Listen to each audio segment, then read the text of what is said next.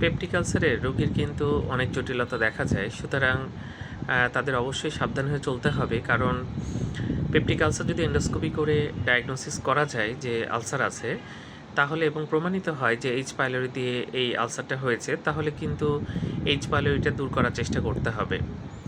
আমাদের খাবার বা পানির মাধ্যমে এই ব্যাকটেরিয়াটা আমাদের শরীরে যায় এবং বিভিন্ন রকম সমস্যা তৈরি করে।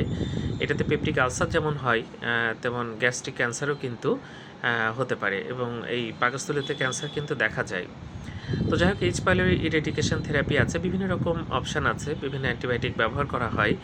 এই ব্যাকটেরিয়াটাকে দূর করতে পারলে কিন্তু আলসারটা একেবারে ভালো হবে। কিন্তু আপনি যদি শুধু গ্যাসের ওষুধ খান, এই আলসারটা দূর না করেন, তাহলে কিন্তু খুব বেশি ভালো উপকার আপনি পাবেন না। কয়েকদিন পর দেখা যাবে কয়েকদিন ভালো থাকবেন, আবার আলসার হবে এবং আবার কিন্তু আপনার কষ্ট হবে। যদি এন্ডোস্কোপি করে প্রমাণ করা যায়, বা এন্ডোস্কোপি ছাড়াও কিন্তু বিভিন্ন টেস্ট আছে যে তার হেলিকোব্যাক্টার পাইলোরি দিয়ে পেপটিক আলসার হয়েছে, সেটা দূর করার চেষ্টা করা উচিত। ধন্যবাদ সবাইকে।